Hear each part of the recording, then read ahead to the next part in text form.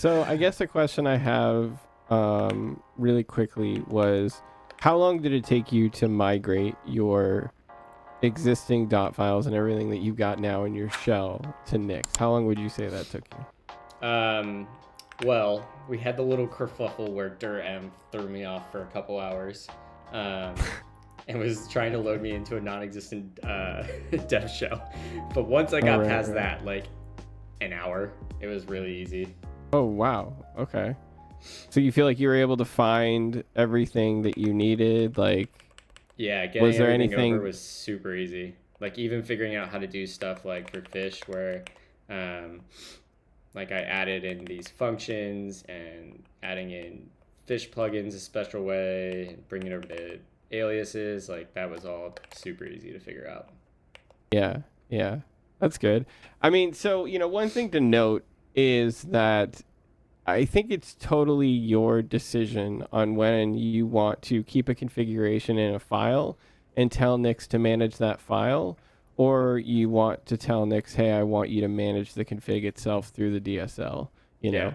know, I think there's like purists who will be like, oh, use the DSL, use the DSL. And I'm not saying you shouldn't, but especially in your case where you're like, I just want to get over and iterate on top of, you can easily do that in this situation. And I think that's a good approach. So, like, I think, if you ever find yourself in a situation where you do have a really weird configuration, you're going to, you'll probably be better to just use the file for now and then just let it manage that file. Yeah. One thing Um, like I totally like managing Starship better uh-huh. with Yeah. the Nix language rather than using some random toml file. Like I think this is convenient. Um, Yeah. One thing I might eventually do is just break out each of these into their own Nix file, like for each program I Hmm. use. I think that would feel a little bit better. But yeah, so far this has all been really straightforward and easy getting everything over, with the exception of OPAM, which is why I have OPAM. this line right there, is to still lean on brew a little bit. Gotcha. Gotcha. Yeah, I mean, it's all good. Like I said, it's a step by step process. So whatever gets you somewhat working or even working for the most part, like that's fine. As for like, again, as we kind of said off stream, as for the OPAM thing, I think there's definitely, uh, something to say around the concept of using flakes to solve this problem. Yeah. Where, as I mentioned before, I'm just really saying this for chat more than you. You would probably want to say, all right, well, OPAM's a package manager, Nix is a package manager. What if I try and build my software with Nix as the package manager instead of OPAM? And that would be making a flake, having Nix build the software, and then having the packages, be installed by Nix or by yourself, whatever, as well. So like and I'll say this for anyone else too. Like if you find yourself dealing with a language-based problem like this, where you're trying to do something at like a high level, and it's just like not working very well. It might be because it's easier to do it in a flake locally rather than trying to have like one Neovim or one node version for your whole environment. That's why, for example, if you look at where it says programs Neovim, that's where like with Node.js, with Python, with Ruby, it will symlink specific versions of these languages to the editor instead of exposing it to your environment, so you don't Yeah. have to use that. Yeah, and like that's something you'll definitely find that is unique to Nix. Like you, more often than not, you just have one installed and you're like, okay, hope it works for everything, and sometimes it doesn't. What is this that we're looking at here? Oh, it's an overlay. Okay, So this cool. is And what does this overlay overlays. do? Of course, Antonio is going to be the top contributor. Um, Mm-hmm. he said what you were talking about is the main motivation for like this Nix overlay for OCaml. So Stribo contains a Gotcha. set of custom overlays and upgrades over the upstream Nix packages set of mostly OCaml packages and a few other curated derivations. Right. Yeah. So would this Yeah. go in like my projects Flake file, or would this go in my home manager? This seems like it would go in a per project Flake. Yep, per project. Yeah, exactly. As a matter of fact, like if this works well, we can add this to Kickstart as a part of the template. Because right now, as this Flake mentions, this is a set of custom upgrades over the main existing Nix packages OCaml. So there is a OCaml that exists in Nix packages, and then this overlay modifies that and then gives you like another variant of that with additional features or other things like that. I guess my question here is does this um, what version of OCaml does this overlay use? Does it say? So OCaml NG OCaml packages 5.1 is a specific variant of OCaml because right now, and as I said before in a previous stream, like Nix packages is meant to have all of the software really be able to support each other as well the best that they can. So like for example, if there's like Python 3, that the default is, a specific version and everything tries to build with that version of Python. If not, then the flakes like override and make variants and stuff like that. But the reusability aspect is the main key here. And so OCaml hasn't been upgraded to 5.1 yet in Nix packages. It's still at 4. So if you want to access 5.1, you have to basically target a different reference in Nix packages to be able to get it. So it's cool that this provides you that. That it immediately gives you like, hey, we're going to make it so that the packages are set to 5.1. But I just want to make it clear that like to give an example of like what you can do with Nix, what is happening in this is, how you have like packages dot whatever. It's taking that and redefining it and saying, hey, extend the current legacy packages and anything that's defined as OCaml packages, override it to OCaml packages 5.1.1. And so this makes it really easy to inject whole tool chains and versions of tool chains when you're building things. And so, if they wanted, they could even take this a step further and say, like, I want a specific version and have that injected into the overlay.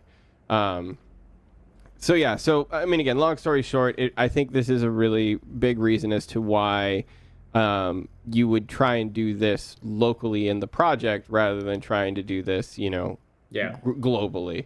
I think outside of that, like, I'm really glad to hear that it was easy to set up. As I said before, it totally makes sense if you need to copy and paste things, like have it read those files and manage it. That's fine. It has immutability, and it's still. Not only does it have immutability, but it also has the ability to, again, see that difference. And so if the file changes, then Nix will make a new variant for it. But if it doesn't, then it won't need to, Yep. So it still works technically the same. It's just not in the Nix DSL. That's all. Okay. So I did this through an overlay. And so here we have this Nix packages.overlays in my home manager, which has this inputs.emacs overlay with tree sitter and with native compilation, which is like the two like things that I cared about. Mm-hmm. And it seems to be working just fine. Now, this part didn't do a whole lot because I actually used an input. I just can't remember which file that's in. So let me see. I'm guessing that's going to be in my. I think I made changes even to my main Flake file. Yeah, okay. Should be in your Flake file. Yeah, okay. Emacs overlay.url. There we go. Here we go. Mm-hmm. So that's where I specified the whole Emacs overlay URL, as it turns out, and then passed that in to my input, but I did something else somewhere. Mm-hmm. So originally we had like system config import and home manager config. Well, it started as import, but because I defined I defined that URL in the inputs in my flake.nix, we had to change this to this crazy syntax down here. And I just wanted to see if there's like, we tried a few other ways and that's the only way that it actually worked. And just kind of wanted to see your kind of feedback on this thing we've ended up with. So I think for the first part, at least, the home manager part where you did the overlay, right? Yeah. I think that's a fine approach. I think the thing to note about overlays or just, essentially like magic settings, even as you said yourself, is you just, you kind of have to expect and hope it's going to come out the box the way that you want it to. Otherwise, you're going to be going back and changing it and, adding more things to override and stuff like that. Yeah. I think one of the things that I found interesting about the config that you showed me is I didn't see anywhere where you added plugins. Okay, so just to catch up, what you're showing me right now is the Emacs overlay and what it kind of automatically provides out of the box for an Emacs user that you don't have to configure. Okay. Right. So there's so it does bring up the point that I haven't done this part yet. So this will be like the next step of actually getting Emacs fully into Nix. Kind of like what we were talking about before stream. So the Emacs overlay does something similar to what you were just talking about with the OCaml overlay, in that I can target certain versions. I can say, actually, I want this version, or I want unstable, or I want stable, or whatever it is. Yeah. And already figured all that out so that I got the version that I wanted, and it's all working as I expected. Nice. Now, most of the time in Emacs config, you're going to use package, which is basically like how you both define what packages you want in your config, and then most people have it set up so that use package actually installs any packages that aren't already in your config. And for those who don't know, an Emacs package is just like a plugin. It's the same thing. Like it's what are called plugins for Neovim or Vim. So basically what the overlay provides is, instead of having to go ahead and define all of my packages in my Nix config, I can continue to use package exactly like I do right now in my elisp file, so I can specify where my config file is. And then it will basically use those use package calls, and instead of it hitting the usual Emacs thing, it will actually install those from the Nix packages. And that is how I have at least understood it from reading this. This is actually something that Nix can do as well. This isn't the first time I've seen this, where for example, Node, right? When you use Node, you have like a Node packages.json, and then you have like a packages.lock file that has like the lock with it, right?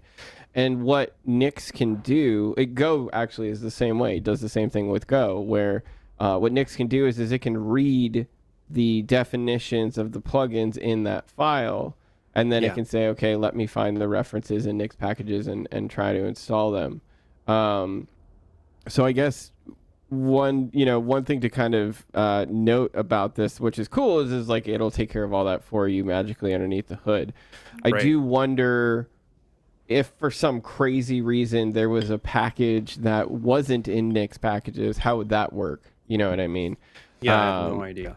Yeah. So that's I would say the one caveat. And again, it's kind of neat that we just delve into overlays a little bit here, because it really does show you the power of the reusability that Nix can have, where it's like, all right, I'm going to take a small bit of something, modify it, and now everyone can use my modified code that sat on top of this code as well. Which is, another reason why Nix is so opinionated. Everyone's got their own opinion about it, because they're all making their own opinions on it, And so, overlays, I would say use them with care. If for some reason the overlay breaks, you'll get, potentially just stuck in a version for a while until it's fixed. But they get, like, Neovim has an overlay for nightly, so that you can get Neovim nightly. So, as long as it works well for you, and it is, in fact, the Emacs that you're using that Nix built, then I think it's fine. Yeah, I think this is not a bad, and especially because I know how complex Emacs can get with its configuration and stuff, that this is probably like heaven, in the setup. Yeah, it's really nice. That. I mean, it's just like, It's like either I have to strip all of these package names out of my Emacs config and add them to my Right. Nix config files, uh, or I could just use this overlay and it essentially does it for me. And I have to have all of that in my config anyway, Yeah. because in general, you know, I'm doing more than just saying, yeah, I actually need this package, you know. Yeah. Yeah. Yeah. The Yeah. other thing I like about it is that it makes it actually less locked into Nix, which, you know, some people might be like, oh, that shouldn't be a goal, but it's kind of nice just to be like, I could give my Emacs config file to somebody and they could just use it, and you know, without having to use Nix. Yeah. Yeah, no, absolutely. That's actually what I do with Neovim. Well, I'll show for like before we go too, or too deep into it, I'll show you guys how I manage mine, and then we can, kind of like take a step back. But yeah, Right. that's honestly that's a good approach. And I think what is nice still is like you're still using Nix to manage your config. It's just again, it's just not in the Nix language, but .emacs.el or whatever that is for you, as long as it's being added to the actual expression. Again, that's being put into the store. It is got the ability of being evaluated and all that kind of stuff. So that's all that matters. Like that's really all that matters, is just that Nix knows what files you're referencing and symlink. It's just symlinking everything. I don't know. I think that's one thing that frustrates me a little bit about people when they are like, "Well, what is Nix?" and it's or "Oh, it's so complicated," or da da da. It's it really is just as complicated as you want it to be. Like it just probably more than likely means that you just don't know about a function.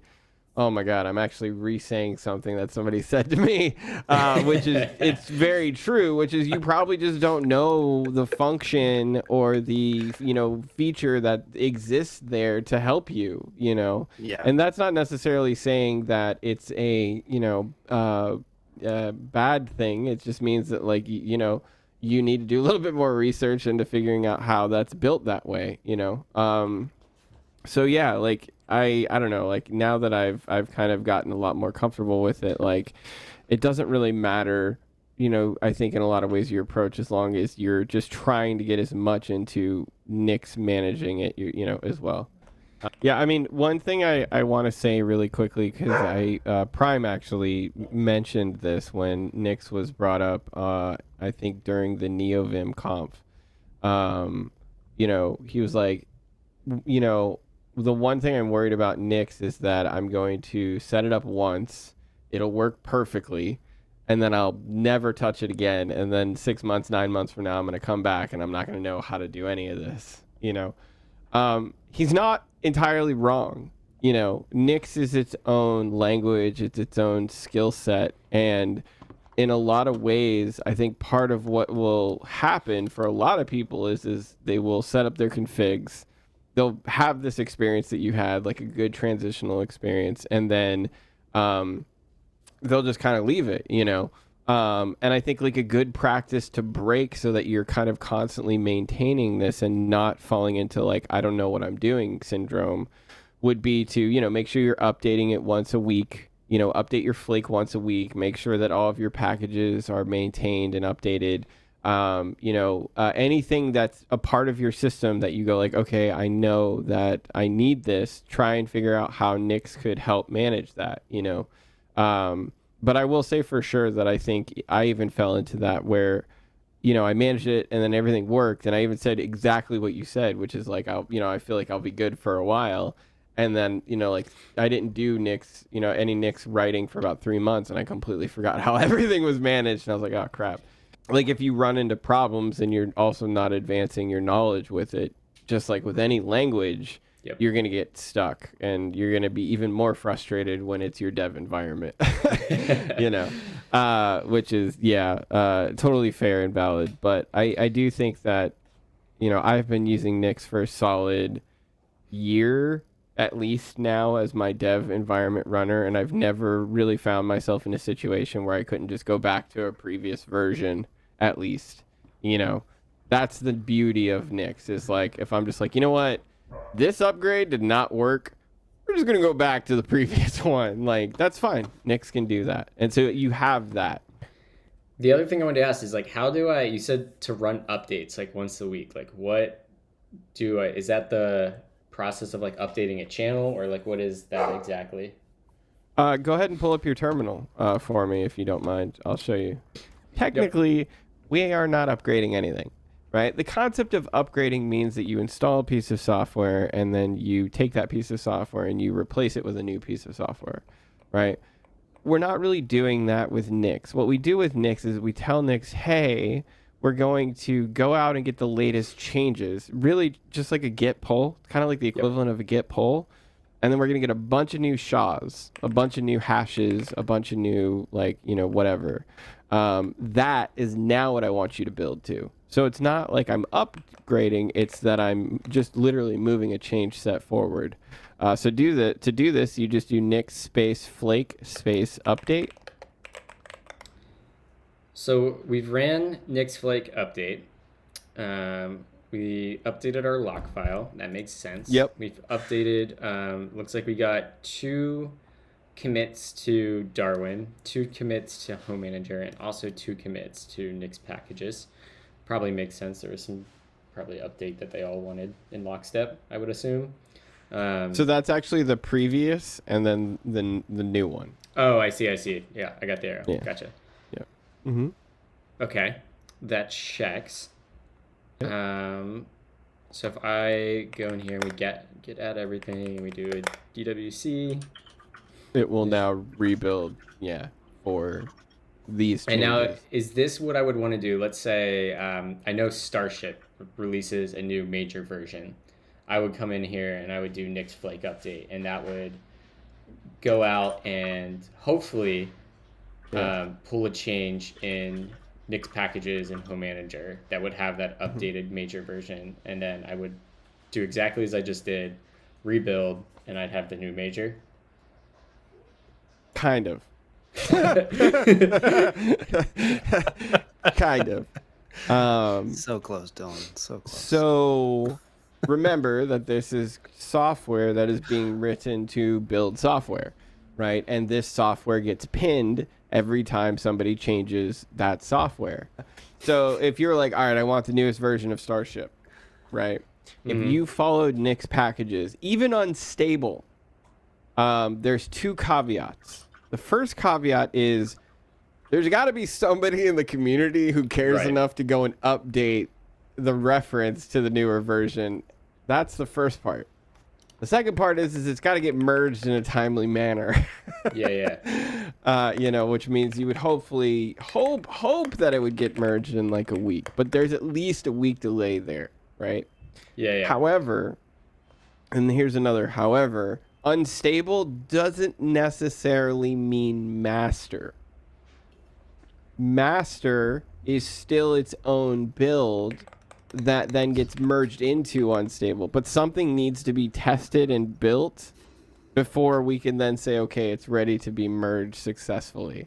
And this is how Nix kind of vets its software, where whenever somebody makes a PR change, that gets merged into the master, right? And if that's successful, then that's vetted as a candidate to get merged into unstable.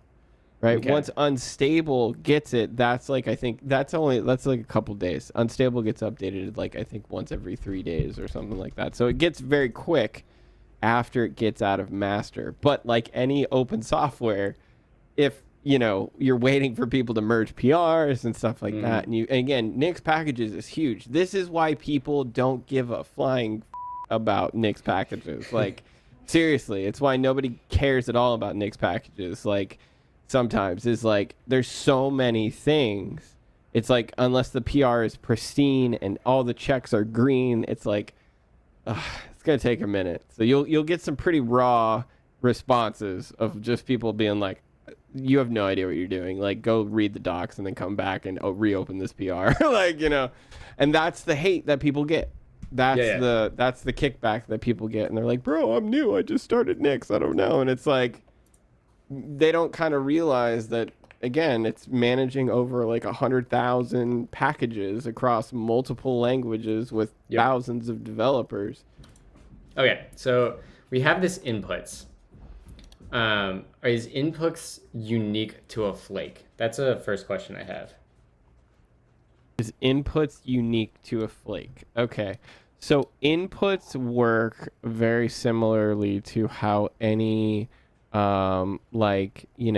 package file where it then has a package file that it references, right? So if a flake has inputs of its own, even its own Nix packages, by default it will add all of those inputs to your inputs, right? Okay. So it will do that, like peer dependency approach. However, you'll notice that you have Darwin.inputs Nix packages follows Nix packages and home manager.inputs Nix packages follows Nix packages. What happens here is Nix says, hey, well, you were telling me that you want me to manage the Nix packages inside of home manager as the Nix packages in your config. This basically tells Nix that you want these packages to follow if they have Nix packages defined in their flakes. Yeah. Yep. They will now follow your Nix packages those definitions, and you can do that like with any override input. almost, right? Yeah, exactly. Okay. Now, if you removed those, right? There's some reasons why you wouldn't use these.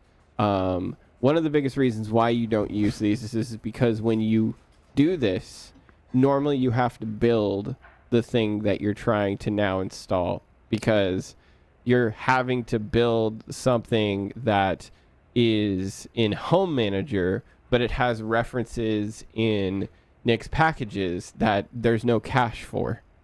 And so now it goes, oh, well, I have to build this now because this is like a cross-reference. I need to build this from scratch on your system. And so you lose a lot of caching with that, but sometimes you have to do it, right? Like with Home Manager, for example, in Nix Darwin, it kind of makes sense to do it. But like, for example, Ghosty, right? One of the things that's mentioned in the Ghosty repository is that you should not tell it to follow your Nix packages, because if you do, then it will make you rebuild Zig and everything else all the way to building the package itself. So you have to kind of be conscious of where you're telling things where to follow and where not, basically, Gotcha. Yeah. So you'll notice that there's two links, homepage and source. If you click on homepage, that will tell you and show you at least what it's referencing, like what is the homepage of the piece of software. Yep. Source, though, if you click on that. Yep. This is going to be the Nix packages, yeah. Yeah. So if you wanted, you could override it. You could literally copy and paste it and make one change, right? The power is in your hands to then have at will. But yeah. So, super nice. Yep. So assuming that, going back to what I described before, in a perfect world, somebody has already submitted a PR. It's been blessed by the Nix packages maintainers. It's gotten to master and subsequently unstable, and people are happy with it unstable. It gets into stable. I run Nix Flake update. I would get the major version upgrade then. Mm-hmm.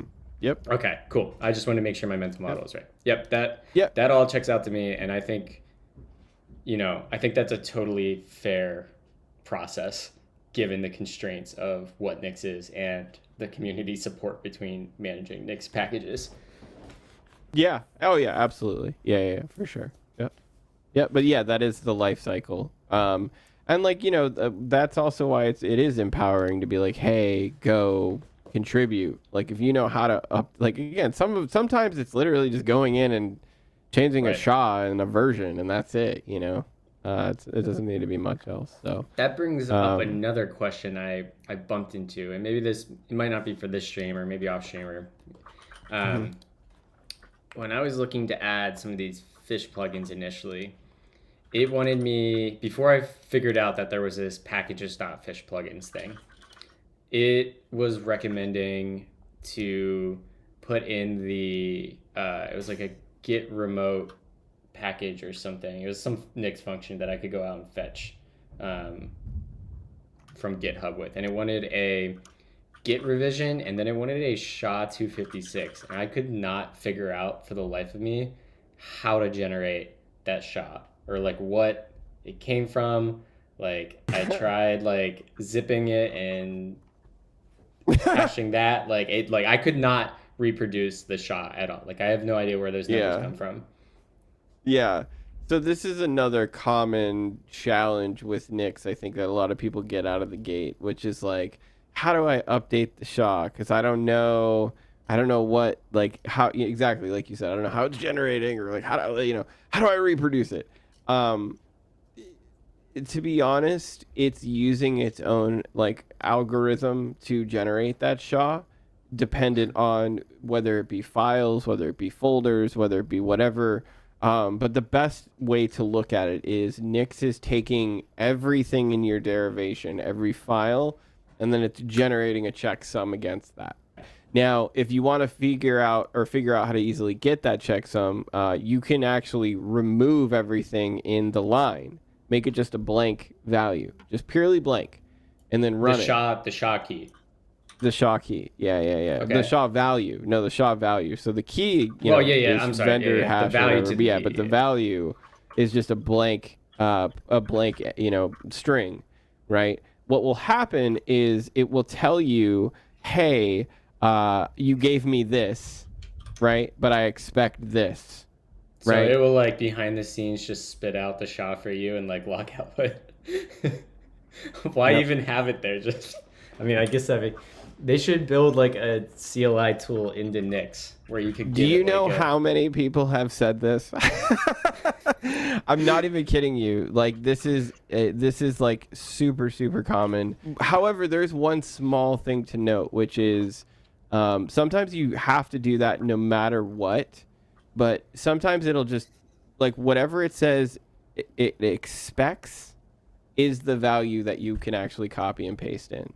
So you don't necessarily also have to make it empty, but you have to at least get the expect value. And so Nix is like kind of like the IRS in this metaphor area, because like, we know exactly how much you owe us, but we're not going to tell you. Until you have to tell us. Yeah. You tell us how much it was, and then we'll correct you. Yeah. And then you wait, and then they send you like a late fee, and then that's how you know, right? That's the blank. That's the blank part. Yeah, there it is. Right Here's your hash now. In the meantime, we'll hold 30% of all the money you've made. Right. Yeah. Thanks. I appreciate that. Yeah. Okay, so what I got from that was Nix Flake update, and then basically if it looks good, you can do the whole Darwin rebuild switch, and then it's applied that update. Is that fair? Yep, that's fair. Okay. Yep. All right. I did those two things. I think we're looking pretty good. Well done, Matt. Yeah, so then that means that you are all built in and using the latest version of Nix packages, basically. Nice. Okay, so do we want to get into like my main question is, I didn't install Neovim until the first time we streamed, right? Nix. And so if I want to add a plugin to Neovim as someone that has no config, and thus I have nothing to port, and I get to just start fresh. It's the easiest thing to do, at least you would think so. What should I do? What do I do next? So I guess the first thing is, like, I don't actually have an example of a plugin I want, because I mean, maybe it's an LSP, I don't know. But maybe Dylan has a good example of like, hey, well, you guys both use Neovim, so like, okay, I just want like I don't like fancy things. I just want something basic. I don't know. Give me something that we can use as a good example. How about that? So let's do this. If that's the case, Dylan, let's stay on your screen, and what I think we'll have to do, and you're in the right space, which is like, we're gonna need to take this whole list, and we're gonna need to make Neovim reference or Nix references for them for the plugins. All of these need to be moved to Nix. So I feel like I want to continue managing my plugins with lazy. Like Why are I you just doing want this to to. Why am I doing this to you? I enjoy the experience I get with lazy managing my plugins. It is really nice. I just happen to like it. Oh my god. He's like, you're Wants to ruining it. use Nix, immediately rejects its value. Okay. Classic. Just. Okay. No, I'll give this a uncooperative villain. shot. It's easier So than rebuilding. it's okay. It's okay. We can do whatever you want, man. It's fine. And we can take it step by step. It's no like listen, again, you can be wrong. It's okay. But there will be a point where you'll realize that it's just there with Nix and you don't need it. Like for example, let me put it like this, like lazy loading kind of isn't, I don't know, like I think I understand what you mean by it lazy loading it into the editor from like a resource perspective, I guess, but like Or startup time, maybe. Yeah, it's I don't know. startup but- time. but like Okay. how bad is your startup time, bro? Like I went And how Have many you from seen files are you, Dylan's like- Neovim? It's like freaking. if you It's open like up wannabe VS Code. oh my Like, never say that again. Get off my stream. like I don't know, man. Like I have like a decent amount of like I have more plugins than you, but I don't use it. Like boom. No. Wrecked. Totally. Okay. Right. just I be will- honest, like I will keep an open mind here. We'll I have this backed up in Git, so I can always revert. You'll see I mean, here no, that if I you have don't want to, it's okay. Like seriously, No, it's the fine. way It's that- fine. Okay. Consent is important. Okay, it's very important here. I And consent This for is a you safe space to say to no. ruin Don't. my Neovim experience. It's fine. How difficult is it going to be for you to uncouple your configs from lazy Vim? Probably not too bad. So if we go back over here and look, the only thing that's special about lazy is I have a table where there are plugins configured. Nothing super crazy. Lazy. So you're This gonna one. have to have Nix at least manage one thing. Okay. Now I actually take your challenge and I accept it because it's fine. You know what? A lot of developers are finicky. I deal with it all the time. I work in DevOps. I know you guys. I know you don't want to have to change anything. I get it. So no, it's fine. We're actually gonna do it. And the reason why I want to show this is because like you can do any it doesn't matter. You can do any approach that you want. And again, that's not an attack. I mean that just genuinely out of fun. What we want to do first is we want to define really what Nix should manage and what it shouldn't, right? If lazy Vim is the thing, that's what it's called, right? Lazy Yeah. Vim. If Here, lazy I Vim is will the say thing, this. What? You demonstrated last time your Neovim setup and how you could use it anywhere. uh-huh. I could be sold on. I would enjoy being in that kind of a world. I would be okay with leaving lazy Vim to get there. I would also like to be able to get updates quickly to my plugins. So like if there's a new commit to master on some plugin, I would be able to get that immediately without having to wait for Nix packages. Sure. Those are That makes sense. Because I can concede your point. Like my startup time, like I'm the kind of person, like I have my sessions saved in Emacs. Like I'm not firing up new shit all the time. So That's like all good. I will stop being dramatic. That's a lie. I will always be dramatic, but Yeah, it's fine. You're a developer. It's fine. Yeah. but I'm willing to give this a good honest shot at getting to where your Neovim setup is.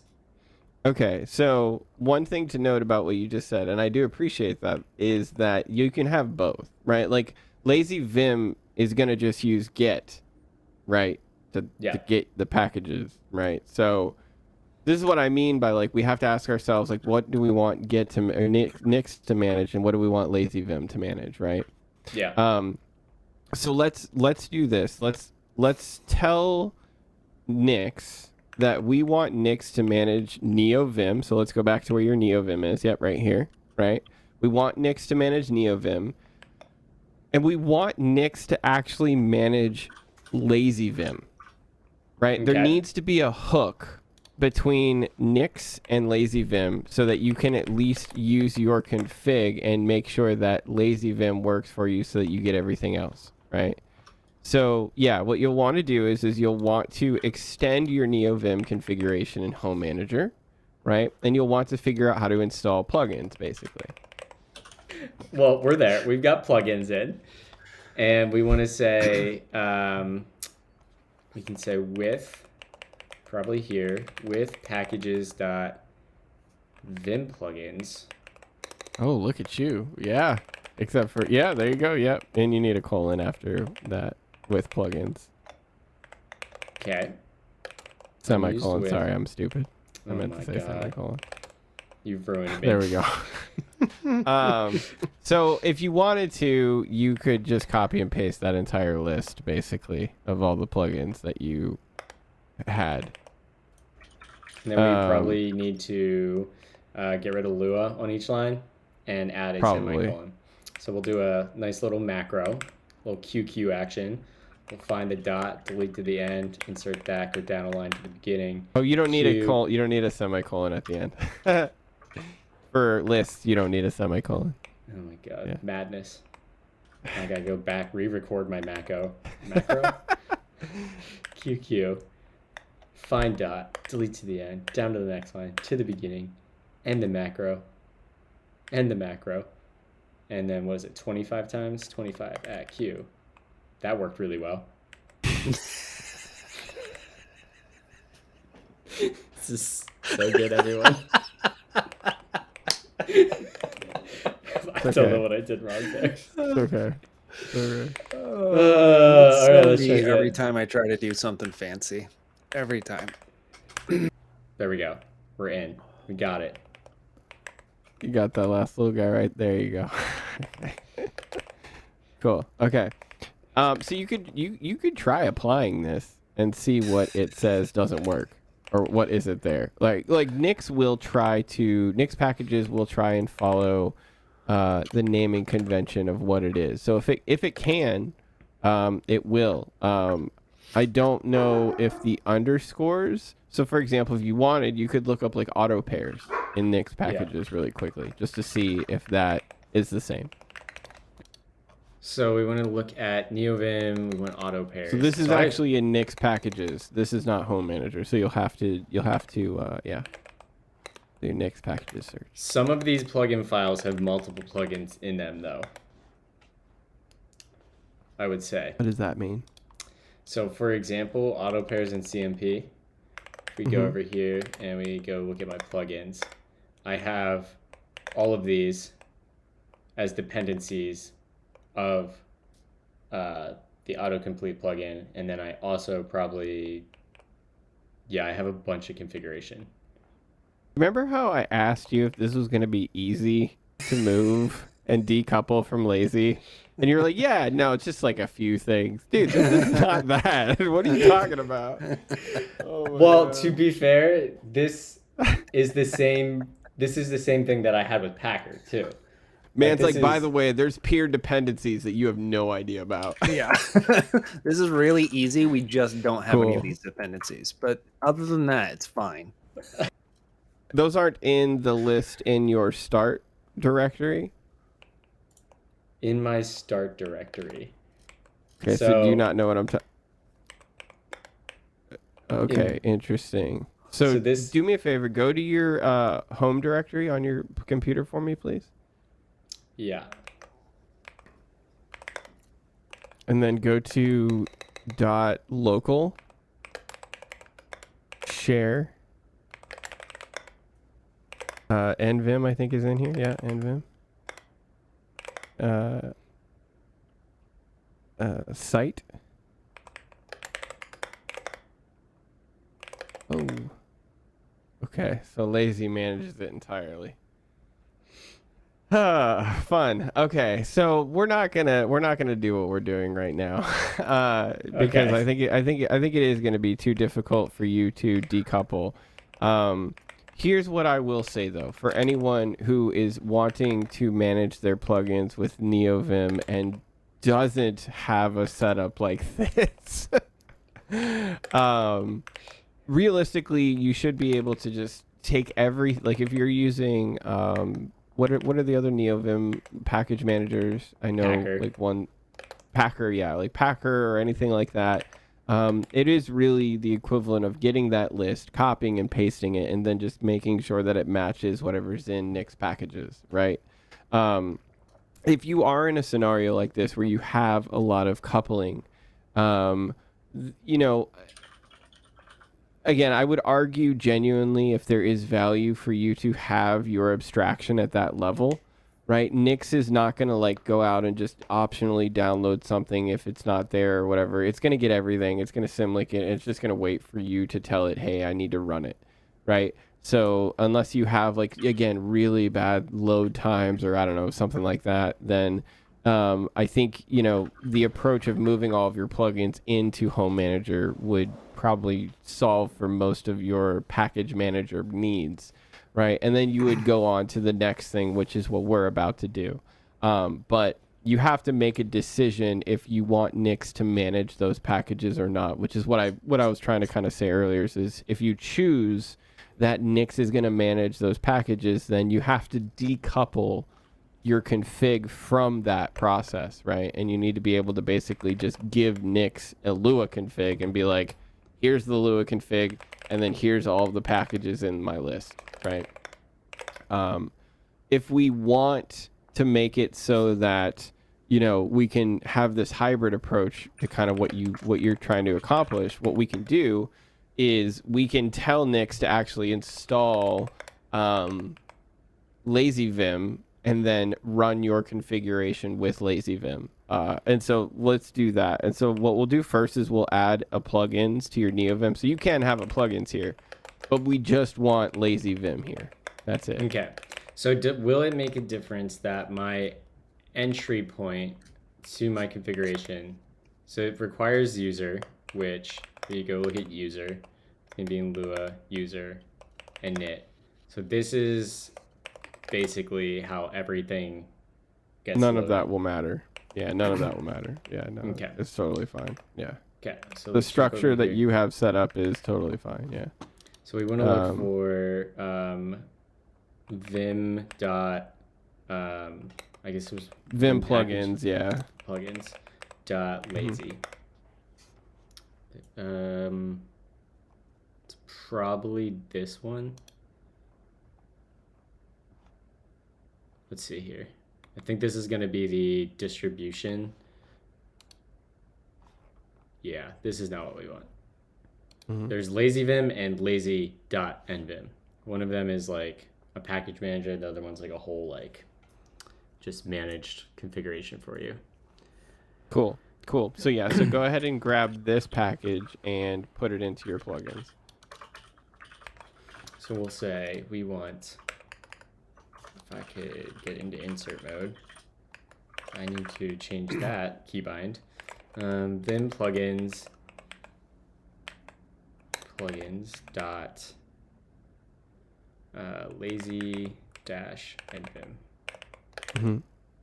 What are we missing? That needs to be that List. Yeah. Yeah, that'll be vim plugins dot lazy dash nvim. Yep. And there we need with packages. There we go. So if I come down here, do that. So like, I imagine I'm gonna want tree sitter with Neovim. Yeah. So like right now, my plugins is just defined. I've just done nvim tree sitter, and then I just chose a parser that I know I have code in that I could open to test it out. So I chose like the Haskell parser to add as well to those plugins. Is that the way to go about this? As far as like me just testing out these plugins were installed and they're working? Yeah. Okay. That's It depends. I will say the only thing is the caveat there is if a plugin needs you to set it up to run, you'll have to add that to the configuration for it to work. Unbelievable. But that can go in the extra config, extra Lua config option for you, because I don't think you wouldn't have any Neovim config. Right. Okay. So I've got that in, and if we jump in here, all right, we've got lazy pointed there. And I assume I need to go look back at Neovim options. So did you just open up the Neovim that home manager installed? Yeah, I was accidentally running against Brews, but I mean, that's fine. I'm just curious if that's what you're currently doing. Right now I'm pointed at Nix's Neovim. So let's do this really quickly. Let's go to the CD. Let's CD into the .config directory in your home, and then go into the Neovim directory.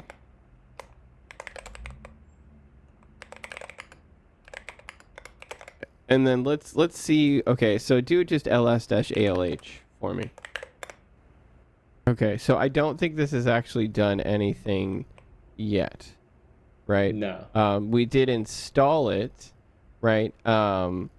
But you already have it installed, and you're using your old config to load probably the old version. So what we need to do now is we need to port your configuration. We need to actually move the init.lua out.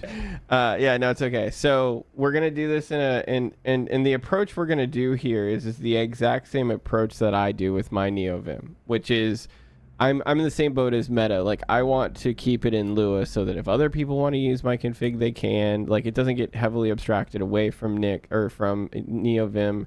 Not to say that NixVim or something like it isn't bad. It's just like, even with your concerns, Dylan, of like having master, that also means that you need to be able to support the latest options, right? And NixVim might not have that support out the box. Lua will be your best answer there. So Yep. I have a YouTube video. I'm going to just pop it into the chat really quickly because I do think it's a valuable video where I talk about like if you should decide to manage your account manage your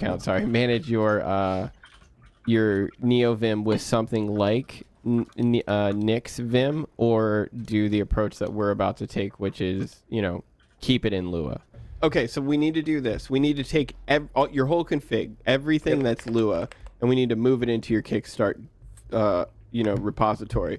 And what I need you to do is I need you to create a directory under the config directory, like you did before in your Kickstart. So Kickstart config, right? And then make a Neovim directory in there, and then basically just copy and paste all the Lua into that directory from the init.lua itself that requires user. So if we come into here, then yeah, that looks good. That has all my stuff now. Okay, so the only thing that we might need to solve for is the after stuff. Is the after crucial? Anything in after? There's just some light stuff in here. Okay, so I might have to show you how to fix this later, but let's roll through this really quickly. So what I have done is I decided to do the exact approach that you mentioned. I said, you know what? I'm going to make a flake for just Neovim. And this flake in it contains my configuration as a plugin. So just like you had earlier Vim plugins, lazy NVim, you could do Vim plugins, the Alta 4 stream NVim, and get my whole config as a plugin. And that's what we're going to do here is we're going to let Nix build your Lua code as a plugin in your own flake. And so Nix will then realize, oh, this is a Neovim plugin. Okay, I know where to put this now, right? Okay. So what I would recommend doing is clicking on the flake.nix file in my repo. And if we scroll down, we'll see that it says, I have a little bit of abstraction here, actually. I forgot about this, but it says default and then Neovim under packages. Right? You see that? On line 27? 27. There we go. So I'm inheriting these from a different file, right? So just to note that I'm using a lib art, like a lib design here, basically. So go back and then go into lib. Okay. And then default. Yeah.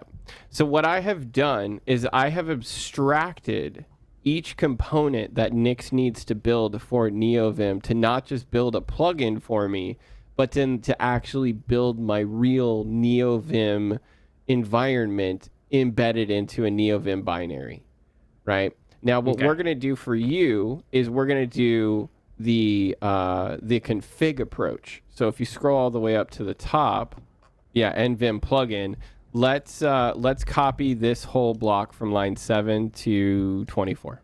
I'm sorry, 26, my bad, 26. All right, we got it. I got it Nice. this time. Perfect. Okay, cool. So now let's go to your flake.nix. Right. So what we have done up until now is we have basically made a flake for your configuration that makes it so that you can, build a Nix OS or a Darwin configuration or a Darwin system, right? Yep. But what we want to do now is we want to actually build a piece of software within Nix so that you can use it in those systems. And this is where the concept of like derivations and reusability kind of come into play. One of the things I realized is that your Flake doesn't actually use Flake parts, right? Now, Flake parts, as I mentioned before, is a template that makes it easy to build software. But when you're building actual OSs and stuff like this, it's not really helpful. We would have an option here of using Flake parts, or we can just put this definition somewhere else. So for right now, we'll just put this somewhere else to make it easy for you. And so what we're going to do is we're going to actually go to your home manager file, your shared home manager file, and go to the top. And so right before you define the attribute set of your config, so between the parameter and basically between line 2 and line 1 above you, do a let in there. And then paste in the function that we grabbed from that, Now we can tweak this a little bit because we don't need all of this stuff because of how I'm referencing it versus how you're doing it. For starters, you don't really need anything you don't need the system. You don't need that parameter because packages will have it, right? So we already know what system you're on, so you can get rid of that. Okay. And then you can even get rid of all of the let stuff. So all of the let in stuff can go away. Okay. Right. And so now what you can do is before make a definition of make Vim plugin equals, and then just bring Vim plugin back. No parameters needed. Just bring it back up a line. Like bring that back. And then put packages dot Vim plugin build Vim plugin. You see what I'm saying? So here, packages. No, sorry. So build Vim plugin, you'll notice your LSP is telling you that it's got an error. That error is that it's undefined. It doesn't know what build Vim plugin is. And that's because you need to reference it from packages and then Vim plugins. Like that. No, Vim plugin. You need the Vim plugins as well. Okay, sorry. Yeah, so to make this make a little bit more sense, what you're doing is you're referencing the Nix code inside of Nix packages, and you're telling it, hey, I want to use the build Vim plugin function that is in the Vim plugins library or definition, essentially. So now what you would do, now here's the thing, yours isn't the same as mine. So yours is technically user. So you would put in user, actually, for right now. To make it as easy as possible. And then you can actually get rid of all the post install. I do that just to clean up, because I have mine in a repo. right? Okay. But you don't need any of that. Then what you're going to do is you're going to reference the source local to, the path that it is. So just nvim, no path need. Yeah, exactly. Now, what you can do is you can put make vim plugin, or you can rename it to user plugin, for example, and then put that in the list of plugins as well after lazy vim. Oh. No, in Neovim's config, yeah. Okay, so now make sure that you have everything staged, and then let's try building. Let's see what happens.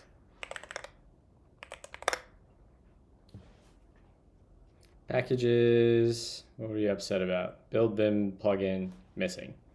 Oh, it's Vim utils. My bad. Not Vim packages. Vim utils, or not Vim plugins. Vim utils. Yeah. Uppercase U. Yeah. Yeah, that should work. So why do we need to add lazy here? If my Neovim config's already going to be managing lazy for us. So does lazy like install itself? I'm guessing. I think so. Let's find out here. I have the repo up. So you might not need it. You might not. You might actually be better to just use just your Vim plugin, right? I don't know. I've never done this before. Yeah, with there's lazy. a file where it like installs itself. So go ahead and do this then. Get rid of lazy and Vim really quickly, and then rebuild and switch one more time.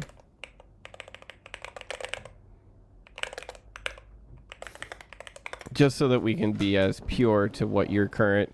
Now, like, what this is really doing underneath the hood, to be completely real, is it's just copying Lua files into a specific directory so that it knows that it's an nvim plugin, and that's it, right? That's all it's going to do. But it will make sure that it will at least load everything, hopefully, and run it properly. Now, I am curious if this is going to give you an error or not. So far, so good.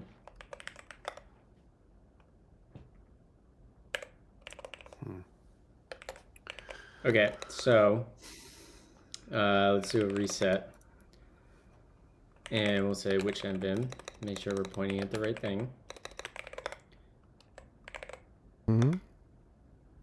Okay, so that almost did the right thing.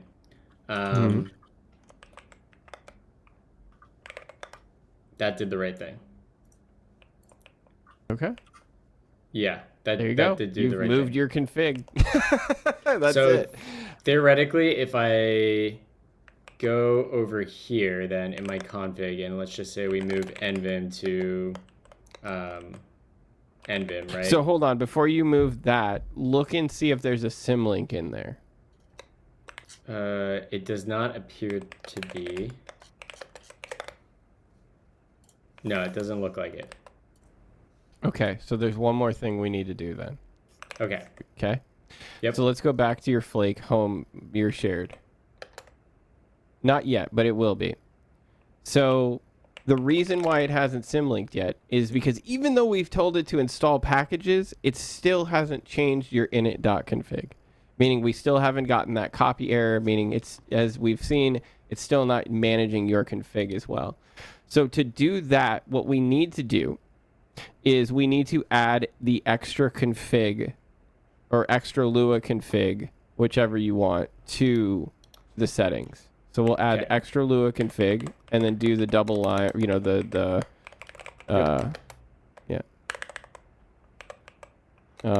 you spelled Lua wrong though. Or extra wrong.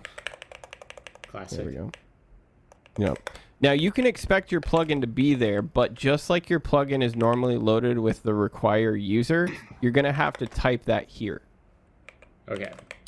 So just do require user just like that. Yep. And then now let's do a switch and see if it gives us an error. And if it does, then let's move the init, just the init.lua itself. That's all we need to move and see if it then works. Okay. Bam. So that's what we've been looking for. So let's just rename your current init.lua to something else. That's all we need. We don't even need to... The old one or the new one? The old one. So the current .config.nvim.init.lua, rename that to like back. Okay, so we'll say move that to init.lua before Darwin. Sure. Yes. Yeah. Isn't that like the convention that it does under the covers a lot of the times? Something like that, yeah. So then we jump back over here and we do that. Okay. Hey. Now So let's try opening up Neovim. Looks like There's we've our got, symlink. boom, beautiful. We like that. So Now, really, is it identical to the old one?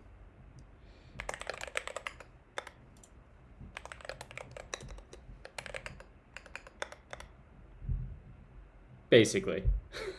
Okay, looks good. So let's try opening up Neovim.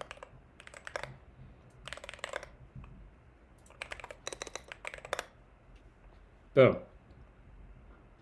So in here, is there any way I could move all of my config, like have it reference this stuff? What do you mean? So I copied my entire Neovim config into this path here, which is kickstart.nixconfig.nvim. Yep. If I go and update this, Mm-hmm. it's not referencing You have to this, switch. right? You have to switch. So hold on here. Nix Is builds your environment for you, so you have to let it build your environment to then switch to it. So what you'll do is you'll go in, you'll make some changes in here in your kickstart, you'll switch and then see if it works. Okay, Nix is so building your environment now. let's just say I want to turn off, what would be an easy one to test here? Toggle ESLint. Let's say I want to turn that off, right? I save that, do this, DWC. So because that's symlinked, it's looking in this directory anyways and not the old config directory. Well, it's looking in the Nix store. Right. It's Right. like Rust in that sense, or even OCaml. It's going to take whatever value you get. It works like a literal programming language in that sense. It's going to take the value that you give it. It's going to make it immutable. So theoretically, let's just get to a clean slate and we go into Vim. I should not have toggle ESLint, which I don't. Okay, cool, perfect. So all my config is in one repo. And you just confirmed that it is in fact being managed by Nix. Yeah, beautiful. See, you don't have to move any of the Lua. I told you, you don't have to. If you don't want to be a purist, which is like where all of the hubbub comes from, that's up to you. But like in all seriousness, it literally only takes you like, if you know, like at the beginning, again, going back to the beginning of this stream when I said it's a bit of just like, if you know what thing to use, you can build and use Nix any way that you need. Because Nix builds things in tons of different ways. Yeah. Come on. I was just kind of on my own little adventure. We got tree sitter installed. We Nice. installed the Haskell grammar for Nice. tree sitter because why Nice. not? And That is the beauty of Nix, because why not? You're already there. It's just like shopping, baby. You just want some more to throw in that cart. Hey, it's right there. Yeah, why easy not? thing to test So out. is there anything else that I need to do or you would recommend doing on or off stream with my Neovim config now that it's being Just managed try here? doing what you just did. Make sure everything works. Try removing all of your plugins and starting from scratch. Make sure everything, functions the way that you expect. But I mean, no, like realistically, if your decision is to keep it in Lua and keep it in Lazy Vim, then you don't have to do much else. At this point, it's just now you just you switch and rebuild. But the benefit is when you want to go somewhere else, or you want to roll back, or you want to roll forward, you have that with Nix. It's Cool. sometimes Nix is just a wrapper. That's all it is. Cool. Yeah, no, I thought it was interesting. I hit some errors which I thought were somewhat helpful. Like, so the NVim tree sitter did Hmm. require a little bit of config. Well, it doesn't Hmm. require it, but if I wanted to actually do anything with it, right? So Right. Yeah. I just turned on highlighting enable, right? That way I could see default Haskell highlighting versus tree sitter highlighting. It should be richer. It should be nicer, right? Nice. So that was my little smoke test, if you will. But And it I think, worked. yeah, it worked. It didn't work the first time. I got an error because I did the ensure install grammar Uh-huh. in my tree sitter config, like within Uh-huh. the Lua. Uh-huh. And then it was like, and then I looked up that error and it was like, yeah, you're trying to install something with the Lua, but you're installing it with Nix. So you're being dumb, Michael. What the F, Michael? Right. Sorry. So anyway, so that was nice because it kind of like, it kind of brings those concepts back in. Well, obviously, if I'm installing with Nix, I shouldn't try to be installing with Lua as well. Yep. So anyway, Yep. Yep. Yeah, all exactly. all Yeah, it's good. a bit of a It's working. paradigm shift. But yeah. Got to watch the fancier highlighting work in my Haskell source file. So Nice. classic Nix and Haskell moment. Hell yeah. Nice. Awesome. Well, I'm glad to hear that. Yeah, and like I said, like it really just depends on how much you want to configure, how much you want to change, and as long as Nix is managing it, you have you have all the ability to be able to move forward, move backwards. It's all powered by Git, so now you can easily revert a commit if you need. Yeah. It's all there for you. So yeah. Yeah, no, I'm glad that the editors were as easy to set up, at least as they seem to be. Again, it was really great because I think Meta, you have a really good example of people who have had a same config for a very long time, have no idea how to move it, but Yeah. want the ability to have everything managed by Nix, and so you got to experience the magical side of it, right? But then Yeah. with Dylan, where it was like, well, I want more opinionation. I want to build it with Lua. I want it to be treated like a normal plug. Like the way we build your config, Dylan, is exactly how every other plugin in Nix is built. Yeah. So you're building and you're telling Nix, I want to instruct it to build it like a Vim plugin, put it in the correct path. And like that's the mentality of Nix that you really just have to have, is like, what am I trying to accomplish? And like, how do I want Nix to manage it, right? Like, do I want it to be a plugin that Nix manages? Do I want it to just be a fucking copy and paste file? Like, who cares? You know what I mean? As long as you figure out what works best for you, you can get your editor set up any way you need. And like another thing to shout out again, I've been talking about Ghosty because I've been doing some open source on it, just trying to figure out how to get it to work with Nix.